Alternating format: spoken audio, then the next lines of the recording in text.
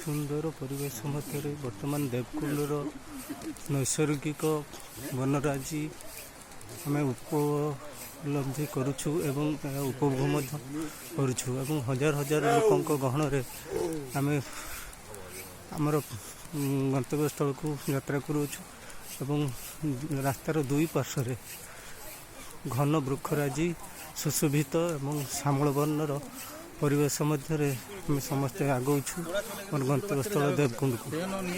ହଜାର ହଜାର ଲୋକଙ୍କ ସମାଗମରେ ଦେବକୁଣ୍ଡ ଗହଳ ଚହଳ ଲାଗି ରହିଛି ଏବଂ ପ୍ରବଳ ଜନଗହଳି ସୃଷ୍ଟି ହୋଇଛି। ଯଦିଓ ଏବେ ଓଡ଼ିଶାରେ ଗ୍ରୀଷ୍ମ ନାହିଁ ଏବଂ ଥଣ୍ଡା ଅନୁଭୂତ ହେଉଛି, ଆକାଶ ମେଘାଚ୍ଛନ୍ନ କୁହୁଡ଼ିପୂର୍ଣ୍ଣ ଏବଂ ଏଥିରେ ଲୋକଙ୍କର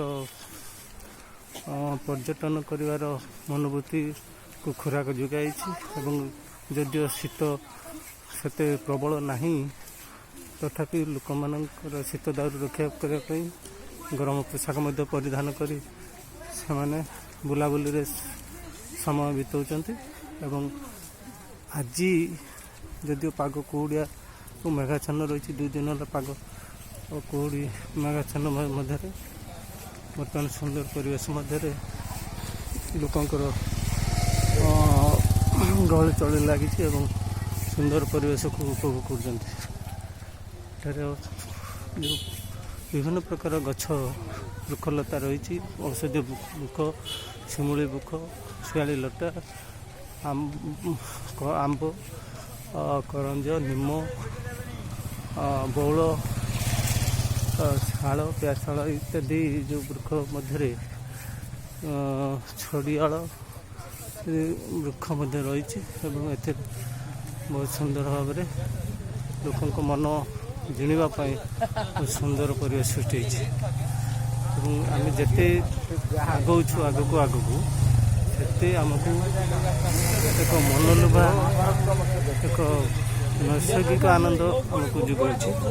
ଏହା ଏତେ ସୁନ୍ଦର ଏତେ ମନୋରମ ହୋଇପାରେ ଏହା ମୋର ପ୍ରଥମ ଗସ୍ତରୁ ଏହା ମୁଁ ଅନୁଭବ କରୁଛି ଏବଂ ସୁନ୍ଦର ଗଛ ଭାବରେ ଚାରିଆଡ଼େ ପରିବେଶକୁ ବହୁତ ମନଲୋଭା କରିଛି ଏବଂ ଆମେ ଅଗ୍ରସର ହେଉଛୁ ମୁଖ୍ୟ ପର୍ଯ୍ୟଟନ ସ୍ଥଳୀ କ୍ଷେତ୍ର ଦେବକୁଣ୍ଡକୁ ଏବଂ ଆମର 2ଟି ଟିମ୍ ଆମ ସାମ୍ନାରେ ଗସ୍ତ କରୁଛନ୍ତି ଏବଂ ଏମିତି ଗଛ ଲତା ସଜେଇ ହେଇଛି, ଆମେ ଦୁଇ ପାର୍ଶ୍ୱରେ ଗଛଲତା ପ୍ରାୟ ଝାଙ୍କି ହୋଇ ରହିଛନ୍ତି ଏବଂ ଘୋଡ଼େଇ ହୋଇ ରହିଛନ୍ତି। ରାସ୍ତାଟିକୁ ଗମ୍ବୁଜ ଆକାରରେ ପ୍ରସ୍ତୁତ କରିଛି ଏବଂ ପରିବେଶଟାକୁ ବହୁତ ଆକର୍ଷଣୀୟ କରିଛି।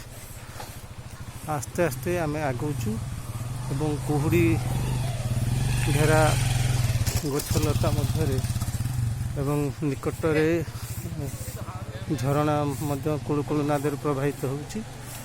ଏହି ଝରଣା ଆମକୁ ବହୁତ ଆକର୍ଷଣୀୟ ଭାବରେ ଦେଖାଯାଉଛି ଏବଂ ଏଇଠି ବହୁତ ଲୋକ ତାଙ୍କର ମଜା ଉଠାଉଛନ୍ତି ଝରଣାର କୂଳେ କୂଳେ ଛିଡ଼ା ହେଇ ଏବଂ ଦେଖୁଛନ୍ତି। ବହୁତ ସୁନ୍ଦର ଲାଗୁଛି, ବହୁତ ଆକର୍ଷଣୀୟ ଲାଗୁଛି। ଅନେକ ଲୋକ ଝରଣାର କୂଳେ କୂଳେ ଦଣ୍ଡାମାନ ହୋଇ ଅବଲୋକନ କରୁଛନ୍ତି, ଝରଣାର କ୍ରିୟାଶୀଳତା ଗତିଶୀଳତାକୁ ଉପଲବ୍ଧି କରୁଛନ୍ତି। ବହୁତ ସ୍କୁଲ ଛାତ୍ରଛାତ୍ରୀ ମଧ୍ୟ ଆଜି ଆସିଛନ୍ତି ଯେହେତୁ ତାଙ୍କର ଖ୍ରୀଷ୍ଟମାସ ହଲିଡେ ଚାଲିଛି ଏବଂ ଏହା ଦୀର୍ଘ ଦିନ ପର୍ଯ୍ୟନ୍ତ 1 ତାରିଖ ପର୍ଯ୍ୟନ୍ତ ଛୁଟି ସବୁ ବିଦ୍ୟାଳୟମାନଙ୍କରେ ରହିଛି ଓଡ଼ିଶାରେ। ସେମାନଙ୍କର ସମୟକୁ ଯଥାବିଧି ଉପଭୋଗ କରୁଛନ୍ତି।